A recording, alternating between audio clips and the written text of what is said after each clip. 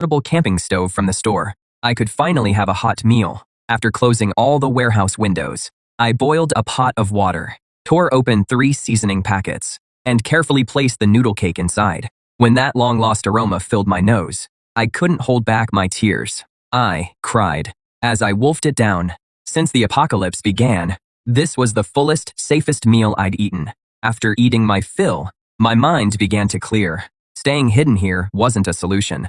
This convenience store would be overrun by zombies eventually, or discovered by other survivors. I had to find a safer base. Besides, I needed weapons. Food and water alone, in this wasteland, would only make me a lamb to the slaughter. I packed all the supplies into 2 massive hiking backpacks. Then I opened the door a crack and checked the world outside. A few zombies wandered aimlessly down the street. I took a deep breath.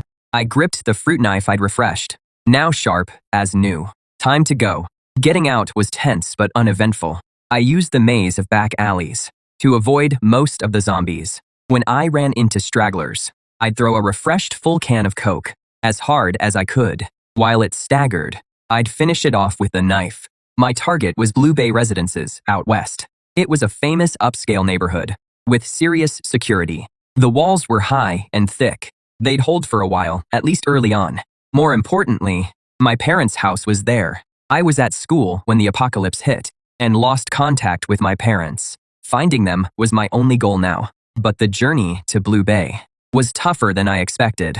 The city was completely paralyzed. Abandoned vehicles clogged every main road. I saw too many tragedies along the way. Violent fights broke out over supplies. That is when I truly realized Liu Yanyan's betrayal was perhaps just in this cruel world the most insignificant part. Here, humanity had already collapsed. By dusk on the 3rd day, I finally reached the outskirts of Blue Bay. The tall iron gates were shut tight.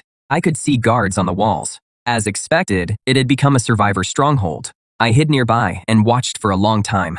To enter the compound, I'd have to pass their inspection. So I packed my bag, stashed most of my supplies in a hidden sewer, keeping only 2 bottles of water and a pack of crackers, pretending to be an ordinary refugee, and walked toward the gate. "Stop, who goes there?" A sharp voice rang out from the wall. I raised my hands and looked up, my face dirty with dust and grime. "I'm a resident here. My name is Lin Fan. I live in Building 17. Building 17, Lin Fan, verify." The man above went quiet for a moment, seemingly checking over the radio. A moment later, the gate cracked open. A man holding a steel pipe, looking wary, stepped out. "ID," he said curtly. I pulled the